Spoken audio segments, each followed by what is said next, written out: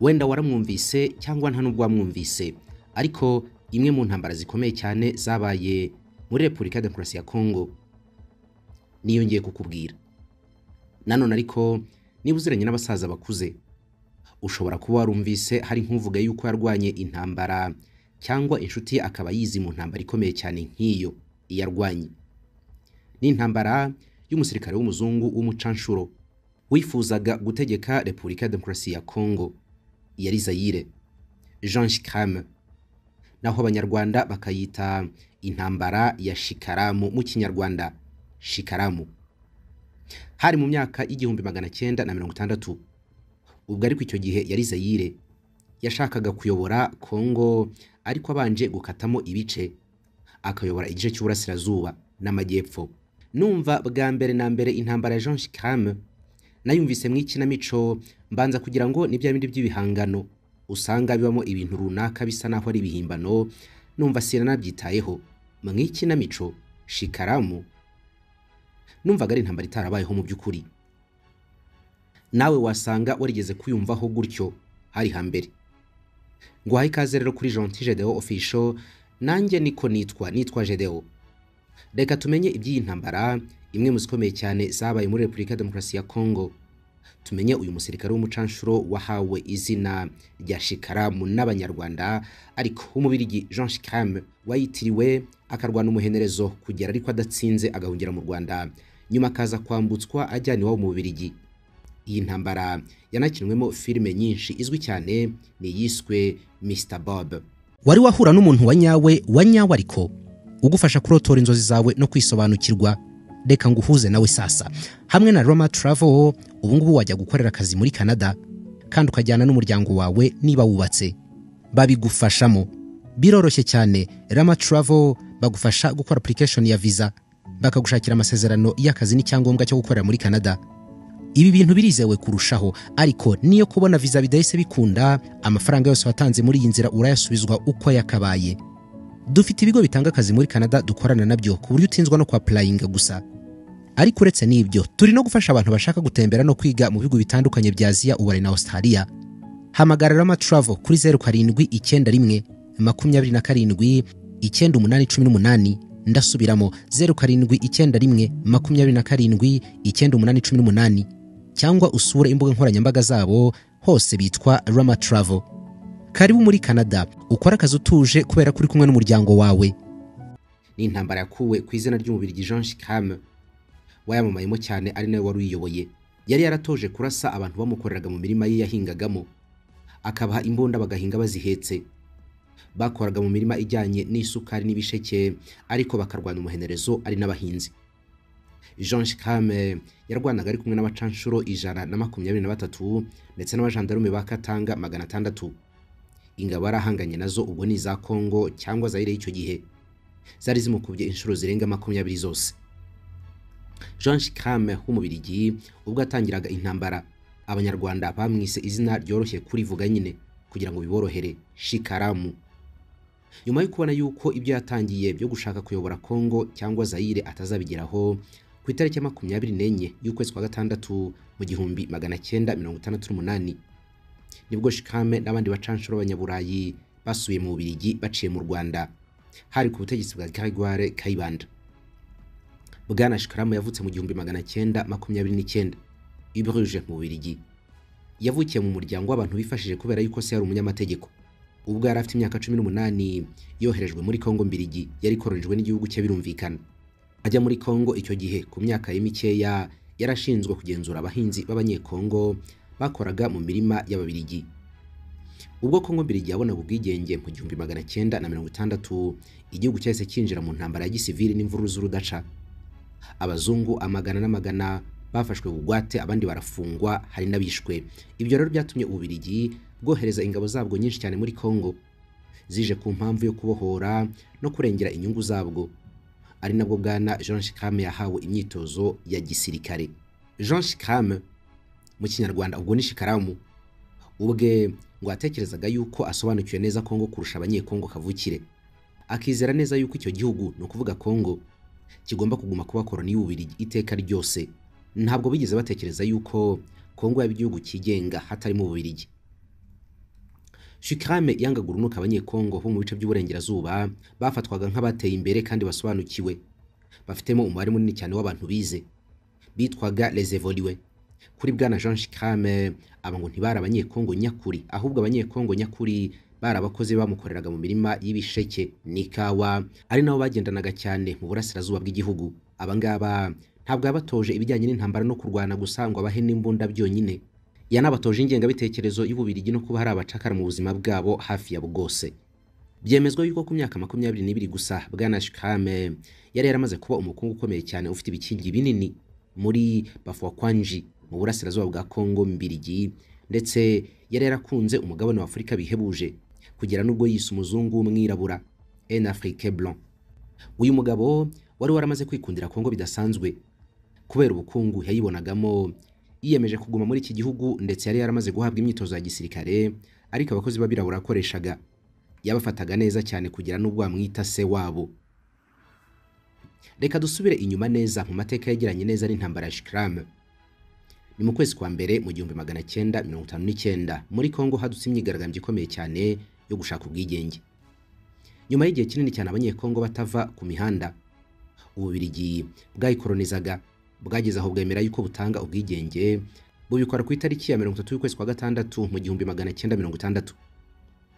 Bitewe nuko atashakaga kwemera ubwigenge bwa Kongo, mu rugaryi rwo mu 1960 bwana Shikame yatangiye gukora ububiko bw'intwaro kimwe n'amasasu, ubundi agerageza kubona za burende na za machine guns. Byose yabifashwaga n'ababirigi mu buryo bwa rwihishwa.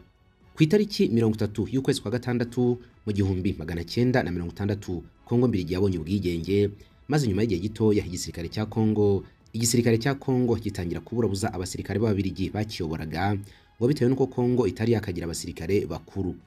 Ubwo rero Kongo yari maze kuzamo imidugararo, bwana Shikame yahaye abantu bamwe intwaro ngo barinde abahinzi b'ababirigi babaga muri Kongo, ndetse banabimurire muri Uganda yahoze ikolonizwa n'Abongereza. Bwana Shikame yemezwa yuko ubwe yafunzwe inshuro 2, ndetse akibonera ubwe abahinzi 8 b'abazungu bamanikwa batagejwe imbere y'inkiko. Umunyamateka Christophe Othen yanditse ko Shikame yari umuntu wakabyaga cyane, ndetse rimwe na rimwe ngo akabeshya bikomeye. Ibi rero ngo yatangaje wasanga byari bihimbano. Bwana Shikame ubwe nawe yahise ahungira muri Uganda. Ari muri Uganda nibwo haje kumva inkuru y'ishingwa rya leta nshyashya ya Katanga bikozwe n'umunyepolitiki Moise Chombe. Yahise ahaguruka rero ako kanya yerekeza muri Katanga kurwana nk'umucanshuro, ndetse aboneraho no kwisubiza umwanya we mu kuyobora abahinzi b'abanyekongo. Mu 1960 bwana Shikame yinjiye mu mutwe wa gisirikare wiswe Groupe Mobile E, wabarizwagamo abacanshuro bayobowe na bwana Robert Chambers wakomokaga muri Scotland. Byemezwa yuko uyu mugabo yanywaga agatama kenshi cyane, ndetse akarangwa n'ubugome bwinshi. Bamwitaga Louis Chamwa, umugabo ufatwa nk'umwicanyi kabombo wabayeho mu mateka. Bwana Shikame ngo ntabwo yishimiye na buhoro uyu nguyu bwana Chambers. Yaragize ati bigitangira nari nagize ngo ndi kuganira n'umurwayi wo mu mutwe wasinze, yigaragazaga nk'umusirikare, ariko mu by'ukuri nta kindi kintu cyamushimishaga cyangwa ngo kimushishikaze uretse gusa icumu n'imbunda ye. Umutwe wa Groupe Mobile E wagize isura mbi cyane muri icyo gihe, aho byemezwa yuko wishe abantu batagira ingano muri icyo gihe ubaziza ubusa. Ubwo yari yagiye kurwanira muri Katanga, nibwo Loni yategetse ko ababirigi bose bava muri Katanga bakagenda. Jean Shikame ati byarandakaje cyane kumva yuko tugomba kuva muri Katanga. Ati Loni yashyizeho amategeko kuri Moise Chombe imubwira yuko abazungu bose bava mu gisirikare cya Katanga. Ntabwo ushobora kwiyumvisha ikigero cy'iryo rondaruhu bari badukoreye. Twirukanwe mu gisirikare hashingiwe ku ibara ry'uruhu ryacu gusa. Amagambo ya Jean Shikame. Bwana Shikame yafunzwe n'abasirikare ba Suède bari mu butumwa bw'amahoro muri Kongo, maze ku itariki 17 y'ukwezi kwa 9 muri 1961 bamwohereza mu Bubiligi. Yamaze ibyumweru byinshi, hanyuma aza guhita yerekeza muri Rhodesia, ni muri Zimbabwe y'ubu ngubu. Yaguze igitabo cyari kirimo amagambo menshi cyane ya Chairman Mao. Uyu mugabo ni wakoze impinduramatwara zikomeye cyane mu Bushinwa. Harahagiraga hati menya umwanzi wawe. Uyu murongo waramufashije cyane, ubundi ahita asubira muri Katanga shishitabona. Ubwo yarakiri muri Rhodesia, ariko bwana Shikame yakusanyije abazungu benshi cyane b'Abongereza ndetse n'Abanyafurika benshi bamukundaga, abasaba yuko bamuherekeza kurwana muri Katanga. Gahunda kwari gutegeka Katanga ikaba igihugu kigenga. Mu kwezi kwa 10 kw'igihumbi 1961 Bwana Shikame yafashe umujyi wa Kisamba ndetse yarakomeje aranarwana, ariko urugamba ruza kumukomerana cyane. Mbibutse ko muri izo nkubiri zakurikiye gato y'ubwigenge bwa Kongo aribwo Patrick Lumumba yabaye minisitiri w'intebe wa mbere wa Kongo, icyo gihe yaramaze kwicwa. Intara ya Katanga ikungaye cyane kurusha izindi ku mabuye y'agaciro nka zahabu kuruta n'andi, yashatse kwiyomora kuri Kongo ndetse ihita ibigeraho. Bidatinze ariko yaje gukurikirwa n'igice cy'uburasirazuba bwa Kongo cya Kasai, nacyo cyemeje gushaka ubwigenge shishi itabona. Kongo yari maze kugabanywamo ibice byinshi cyane, bati Kongo wa morceau, bikozwe n'abazungu. Bitewe nuko ibyo bice byose yaba Kasai na Katanga byari bikungaye cyane ku mabuye y'agaciro, byumvaga ko kwiyomora ku bindi bice bisigaye bizatuma bibaho mu mudendezo kurusha kubana n'ibice bindi bisigaye bya Kongo. Bidatinze ibi byatumye havuka amakimbirane akaze hagati y'abashaka kwiyomora cyangwa kwitandukanya n'abashyigikiye ubumwe bwa Kongo yose ishyize hamwe. Muri iyo myaka nibwo Shikame yarameze nabi cyane, yaramaze kureka ibyo kuyobora abahinzi, ahubwo yinjiye mu rugamba rusesuye rwa gisirikare ayoboka inyeshyamba zasabaga yuko intara ya Katanga yakwigenga. Bivugwa yuko mu mitwe itandukanye yarwanagamo yabaga ari kumwe n'abahinzi be bamuyobotse, bamwizera cyane, bamufataga nka se. Babaye nkaho banabigeraho hagati y'igihumbi 1961 n'igihumbi 1963. Katanga yita leta yigenga iyobowe n'uwitwa Moise Chombe. Ubutegetsi bwa Kongo birumvikana ntibwashakaga yuko igihugu gicikamo ibice. Byakwiyongeraho yuko Katanga hari ibitse ubukungu bwinshi bw'icyo gihugu, ibintu bikaba gaterera nzamba, intambara ikarushaho gukara. Kongo yakoze ibishoboka byose rero irwana n'inyeshyamba zo muri Katanga kugera n'ubwo Moise Chombe yatsindwaga agahunga n'inyeshyamba ze. Inyeshyamba by'umwihariko izari ziyobowe na Pierre Mulele wahoze ari inkoramutima ya Lumumba zakomeje imirwano zizengereza ubutegetsi bwa Joseph Kasabubu kugera ubwo Chombe abumvishije yuko ari we wenyine wabasha gusubiza ibintu mu buryo. Baramwegereye rero maze mu 1964 aragaruka aba minisitiri w'intebe, ariko n'ubundi biranga ibi by'ubusa yongera guhunga nyuma y'umwaka umwe muri 1965 mbere y'uko Mobutu ahirika ubutegetsi bwa Kasavubu mu 1965. Mu 1965 Colonel Mobutu wari warateguye neza umugambi wo kwica Lumumba abifashijwemo n'Ababiligi n'Abanyamerika, cyane cyane mu butasi bwabo CIA.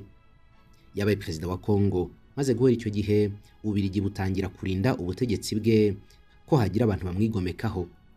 Mobutu yatangiye guta muri yombi abahoze ari abaminisitiri muri guverinoma ya Kongo guhera kuwa mbere kugera kuwa nyuma. Mu 1971 Mobutu yahinduye izina ry'igihugu cya Kongo, icyari Kongo Mbiligi akita Zaire. Mobutu byemezwa ko atakundaga na gatoya abacanshuro b'abazungu babaga mu gihugu cye. Yakoze ibishoboka byose kugira ngo abagabanye anabirukane bya burundu. Kuva mu kwezi kwa 12 mu 1966 kugera mu kwezi kwa 7 muri 1967, ubwo ni igihe cy'umwaka umwe utuzuye, abacanshuro b'abazungu muri Kongo bavuye kuri 650 baragabanuka cyane bagera ku 189, ndetse Mobutu atangaza ko atazongera kubishyura na rimwe. Mu kwezi kwa 6 mu 1961 umucanshuro kabuhariwe w'umufaransa Bob Denard yaburiye Jean Shikame yuko Mobutu yateguye gahunda yo kurandura burundu imitwe yose y'abacanshuro atangaga umusada kuri Chombe ngo asubire ku butegetsi. Igitabo cyanditswe na Timonier Olivier yise La politique de la France au Rwanda de 1960 à 1981 kivuga yuko ubwo General Joseph Désiré Mobutu waje kwita Mobutu Sese Seko Kukumbwento wa Zabanga yaramaze gufata ubutegetsi akoze coup d'etat. Intego nyamukuru ngo abaye kujya guhashya imitwe yitwaje intwaro, by'umwihariko yashakaga kwigarura Katanga. Iki gitabo kivuga yuko Ubufaransa n'Ububirigi byashakaga Katanga cyane, ari nako gukoresha imbaraga zose z'umurengera zaba za gisirikare za politiki kugira ngo bahagire ijambo. Ibi bihugu byombi rero byifashishaga Moise Chombe, ari nawe wari ku ruhembe rw'abifuzaga yuko Katanga yakwigenga, mu gihe ku rundi ruhande Leta Zunze Ubumwe za Amerika zo zari zishyigikiye cyane Mobutu Sese Seko Kukumbwento wa Zabanga ngo igihugu kigume ari kimwe. Mu 1967 Moise Chombe byatangiye guhiswa yuko ashaka kugaruka muri Congo, maze ku itariki ya 30 y'ukwezi kwa gatandatu muri 1967 indege yari itwaye Perezida Moise Chombe irashimutwa iyoberezwa muri Algeria. Byari imbere yuko ashobora gusubira muri Congo nyuma yuko yari amaze igihe kinini cyane mu buhungiro muri Espagne. Ageze muri Algeria yashyizwe mu nzu icungiye umutekano safe house.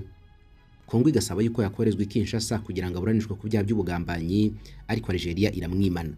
Moise Chombe yafungiwe muri Algeria mu gihe cy'imyaka 2 yose, aza no kwapfira mu rupfu rutasobanutse. Ku Mubirigi Jean Chikame, iki cyari ikimenyetso cy'uko ari yibeshye ku mwanzi bari bahanganye.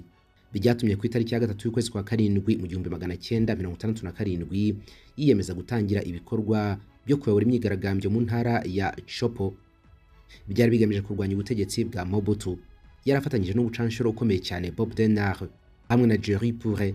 Uyu Jerry Pourret avuga yuko iyo nkundura yari igamije gusubizaho ubutegetsi bwa Moise Chombe, ariko yaje gukurwa mu nkokora n'ishimutwa ry'indege yari itwaye Moise Chombe ikayoherezwa muri Algeria. Jacques Maloche, umupilote w'indege muri Rhodesia akaba n'umuhanga cyane mu kurashisha indege, yashyigikiye cyane ingabo za Jean Chikame azi intwaro. Izo ngabo zari ziganjemo abajandarume bo muri Katanga. Ndabizi yuko ukenera gutemberera i Musanze mu ruhenge rw'imihunge. Nawe uri mu mahanga uzaza kurukira ahangaha mu mizi y'ibirunga n'imisozi y'amasimbi, ahantu hakubereye ni muri Joda Apartment, ziherereye mu Kizungu mu gace ka VVIP. Ugeze rwagati mu mujyi ni iminota 5 kugera kuri Joda Apartment, ugasanga tugutegereje ngo tukwakirane yombi. Dufite inzu z'abacumbika igihe kirekire zifite ibintu byose nkenerwa mu nzu nk'ibikoni, intebe n'utubati, cyangwa tugacumbikira abashobora kumaramo igihe gitoya. Dufite kandi imodoka zikodeshwa kuba zikeneye by'igihe kirekire cyangwa kigufiya. Iyo uje iwacu ahangaha kandi Musanze uraduhamagara tukagufata ku kibuga cy'indege. Umutekano ni wose muri Joda Apartment. Duhamagare kuri 0788 86 25 39 cyangwa usure website yacu ya jodapartment.com.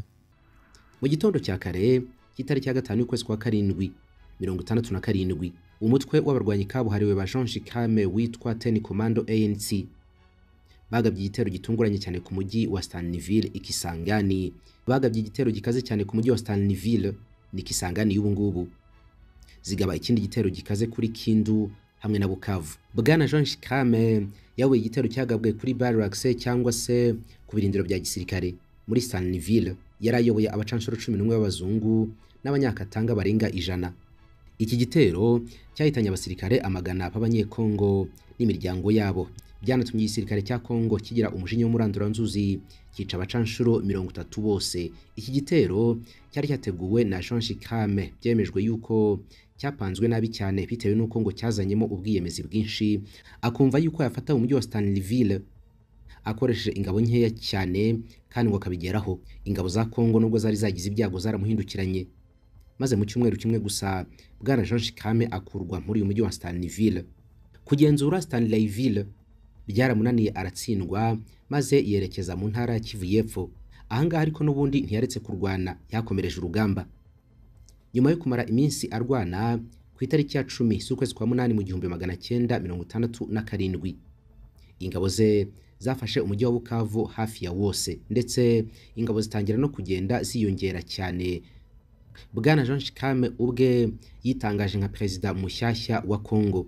Ahangaha ni ahantu yari yarafashe nk'ari paradizo y'isi, bitewe n'inkuru agenda agasoma mu bitabo bitandukanye zivuga ukuntu Kongo ikize bidasanzwe kandi yuko umuzungu muri Afurika avuga ari kijyana. General Mobutu wategekaga Kongo icyo gihe yashakishije ubufasha bwose kugira ngo Shikaramu atamufatana igihugu cyose. Abanyamerika bo mu hafi. Minisiteri y'Ububanyi n'Amahanga y'Abanyamerika yandikiye ambasade yabo mu Bubiligi ku 22 Kanama mu 1967. Yibwira ko igihe kigeze kugira ngo guverinoma y'Ububiligi itanga itangazo igaragaza yuko ishyikiye guverinoma ya Kongo yamagana kwivumbura kw'abacanshuro kandi igaragaza icyizere no guhosha imvururu mu mahoro. Iri tangazo ryahaga icyizere Mobutu, ari nako riburira Jean Chikame ko atazashyikirwa n'ubuyobozi bw'Ububiligi mu ntambara yashoje. Ingabo za Mobutu zahagurukiye kurimbura Chikame muri Bukavu, ariko uyu mugabo yararwanye biratinda. abasha kumarana uyu mujyi ibyumweru 7 byose ingabo za ANC za Mobutu zoherezwa ariko zigatsindwa. Imirwano yarakomeje, ariko mu kwezi kwa munani kw'igihumbi 1967 kwagiye gushinya ishyamba za Ronshikame zatangiye gutakaza ingufu, dore yuko abasirikare b'abanyamahanga batarengaga 120 naho abanyakatanga bo ari 600. Ingabo za Mobutu zateraga umujyi wa Bukavu zikagorwa n'ibifaru bya Ronshikame, ndetse kandi ingabo za Kongo nta mbunda za muzinga zari zifite. Mu buryo butangaje cyane, muri iyi ntambara yiswe ya Shikame, abapilote b'indege z'intambara ba Mobutu bakoze ibara. Ni abapilote bari batwaye indege ya T-28 mu buso bwinshi cyane, barayobye batangira gusukiranya amasasu menshi ku ngabo zabo. Aho kubisuka ku ngabo za Ronshikame, bishe bagenzi babo karahava. Izi ndege z'intambara za T-28 zari zahawe misiyo yo gusenya burundu ibirindiro bya Ronshikame. Abapilote bamaze kurira izi ndege bazikubise ibiboko, baragenda barayoba biratinda, bahingukira kuri barracks za gisirikare z'abanyekongo bagenzi babo, barayoba bahusha targets, barashe bagenzi babo hafi kubamara. Ronshikame ndetse n'abarwanyi be babaye nkaho bishimira iyi nsinzi, ariko baza guhashywa cyane n'ingabo za Mobutu wari washoye akayabo muri iyi ntambara. Ni igitero cya 29 z'ukwezi kwa 10 mu 1967. Ingabo za Ronshikame zakubiswe uruhenu, ubundi zibashije kurokoka zihungira mu Rwanda n'umutware wazo Ronshikame. Ubwo Shikame yari amaze kuzahazwa n'ingabo za Mobutu, by'umwihariko barwanaga bamunekeye mu mitaka, ndetse na mugenzi Bob Denard amaze kwikura mu ntambara bitewe nuko yari yakomeretse, yatangiye gusaba imishyikirano abinyujije mu nshuti ye ya hafi yitwaga Bonta. Ku ruhande rwa Shikame, ibyo kurya n'amasasu byari byabashiranye. Icyari gisigaye kwari kwibona binyuze mu busahuzi. Inyandiko zibanga za CIA y'Abanyamerika zigaragaza ko telegrame yavuye i Bukavu ku itariki ya 9 y'ukwezi kwa 8 mu 1967 ivuga yuko bwana Bonta yabijije kubahuza na Shikame agacisha makeya, ariko bakabanza kumwemerera ibintu byinshi yasabaga. Ibyo Jean Shikame yasabaga Mobutu byari kwemererwa kunyura mu Rwanda akerekeza mu Burayi, no kumwemerera yuko inyeshyamba zo muri Katanga zigomba kuhaguma nta muntu zikozeho cyangwa zikemererwa guhunga. Bonta yabwiye Abanyamerika ko nibitagenda gutyo Shikame afite ubushobozi bwo guteza akavuyo mu burasirazuba bwa Kongo mu gihe kirekire. Ku itariki ya 22 y'ukwezi kwa 8 mu 1967 bwana Jean Shikame yemeye gusinya inyandiko imwemerera kuba yahunga aciye mu Rwanda we n'ingabo ze, dore yuko n'ubundi bari hafi y'u Rwanda i Bukavu. Gregoire Kayibanda yabanje kubitekerezaho asa n'ubyanze, ariko nyuma yo kugisha inama Ububiligi aza kwemera yuko inyeshyamba zahungira mu Rwanda. Bonta arabahuza, yasaga naho ari umuhuza w'impande zombi. Bwana Jean Shikame n'ingabo ze bamaze guhungira mu Rwanda, Mobutu umutima wakomeje kumurya, tekereza ko bari hafi cyane y'igihugu cye kubera ko bashoboraga kongera gutegura ibitero n'undi bakamutera. Yabanje gusaba yuko izo nyeshyamba zose zakoherezwa i Kinshasa zikaburanishwa ku byaha by'intambara no kurema imitwe y'iterabwoba. Igitabo cya Timonier, La politique de la France au Rwanda de 1960 à 1981, kivuga ko bwana Mobutu yemeye kubabarira abanyakatanga bari barafatanyije na Shikame, ndetse abemerera gusubira mu gihugu cyabo, arahira yuko atazatuza adahawe abanyamahanga bari barimo na Shikame kugira ngo baburanishwe ku guteza akavuyo muri Kongo. Ku itariki ya 27 y'ukwezi kwa 9 mu 1967, Minisitiri w'Ububanyi n'Amahanga w'Ubufaransa yahuye n'abari bagize guverinoma y'u Rwanda icyo gihe Gregoire Kayibanda, abasaba kutohereza muri Kongo izo nyeshyamba, by'umwihariko abafite inkomoko mu Bufaransa. Byarakaje cyane Mobutu, anacana umubano burundu n'ubutegetsi bwa Kayibanda. Hakozwe n'inama zitandukanye hagati y'u Rwanda ndetse na Kongo, bigizwemo uruhare n'umuryango w'ubumwe bwa Afurika OUA y'icyo gihe n'ibihugu by'amahanga, ariko kumvikana biranga bya burundu. Muri iyo myaka Mobutu na Kayibanda barebanaga ingwe, ndetse bivugwa ko Mobutu yagerageje kenshi guhirika ubutegetsi bwa Kayibanda, ariko ntibyamukundira byako kanya. N'ubundi ariko byaje kurangira abigezeho, ahereza ubutegetsi Habyarimana Juvenal wari inshuti ye n'umusirikare mugenzi we. Dusubiye inyuma ariko ku itariki ya 6 y'ukwezi kwa 11 mu 1967, hari inyandiko yohererejwe Minisiteri y'Ububanyi n'Amahanga ya Amerika ivuga ko Perezida Kayibanda ashaka yuko bamuvira ku butaka mu gihe gito gishoboka. Abo yavugaga ni Jean Shikame n'abacanshuro be. Kuvana abo basirikare basaga ibihumbi 2 ku butaka bw'u Rwanda hamwe n'imiryango yabo byari ibintu bigoye cyane kubera ko nta ndege zihagije zari zihari. Byari no kubangamira cyane kandi guverinoma ya Kongo yashakaga ko Jean Shikame ndetse n'abantu bajyanwa Kinshasa kuburanishwa. Perezida Kayibanda amaze gushoberwa dore yuko ibihugu byinshi byo muri Afurika byari maze gushyikira Mobutu. Timoni avuga yuko Gregoire Kayibanda yasabye guhura na Perezida w'Ubufaransa General Charles de Gaulle kugira ngo amugishe inama. Ubufaransa bwemeye kubikora ariko rwihishwa kwari kugira ngo Mobutu atamenye yuko hari ikintu leta y'Ubufaransa iri gukorana na leta ya Kayibanda. Inyandiko z'Ubufaransa zibanga zivuga yuko Ubufaransa bwari bufite impungenge ko ubusabe bwa Kayibanda baramutse bumenyekanye Mobutu ashobora kwihimura ku bikorwa Ubufaransa bwari bufitemo inyungu muri Kongo. Kayibanda amaze kumvikana n'Ubufaransa, inyeshyamba zirimo na Jean Shikame yazohereje iwabo mu Bufaransa no mu Bubiligi. Inyeshyamba zirimo na Jean Shikame yazohereje iwabo mu Bufaransa no mu Bubiligi mu kwezi kwa 9 mu 1968. Bamwe mu bakomokaga muri Katanga bo basubira iwabo. Abatarashakaga gusubira iwabo bahungira muri Zambia. Hashize amezi menshi y'ibiganiro hagati ya Kigali na Kinshasa umwuka utameze neza. Icyakora ibihugu byombi biza gusubukura umubano byaratinze cyane, ariko n'ubundi akangonwa kuri Mobutu ntikashira. Yumvaga ko Kayibanda ari umuntu wamugambaniye cyane. Jean Shikame wari warinjiye mu ntambara avuye mu buhinzi akabitangira muri Katanga atoza abasirikare b'intara. Yashaka kwibohora kuri Kongo, yarazi amayeri menshi cyane y'intambara. Yakoreshaga ingabo zose yari afite hatitaye ku bunini cyane bw'igihugu barwaniraga ndetse n'ubugari bw'ingabo bari bahanganye. Tekereza nawe gushora abasirikare batagira ku 1,000 arwana n'ingabo zirenga 20,000 bya Mobutu. Ikindi kandi Mobutu yemeye no kurekura amafaranga menshi umurengera yishyura abacanshuro bunganiraga ingabo ze. Mobutu yarazi neza ko abasirikare b'abazungu batajya batsindwa intambara. Niyo mpamvu yakundaga gukoresha abacanshuro cyane, by'umwihariko abaserbe bari bararahiriwe mu ntambara. Yabishyuraga menshi. Mu 1968 Jean Shikame yasubiye mu Bubiligi. Agezwa imbere y'inkiko ku birego by'ubwicanyi yakoreye muri Kongo. Ntago aregwaga ibyo yakoze mu ntambara arwana n'abazayihwa ba Mobutu, ahubwo ashinjwe ibyo kwica Maurice Kantar wari Umubiligi mugenzi we. Jean Shikame yishuye umugabo amurashe amukeka ko kuba umutasi wa Mobutu. Byasaga naho kuba Shikame yarishe abanyekongo nta kintu bibwiye Ababiligi bari bararakajwe gusa n'Umubiligi umwe Maurice Kantar wishwe n'abandi banyekongo kwicwa nta kintu bivuze kuri leta y'Ububiligi. Impamvu nuko Jean Shikame ibyo yakoraga byose muri Kongo byo guteza akaduruvayo yabikoreraga mu kwaha kw'Ababiligi mu buryo bwa rwihishwa. Ni nayo mpamvu yarizeye yuko byagenda kose atazahanwa cyangwa acirwe urubanza rukaze.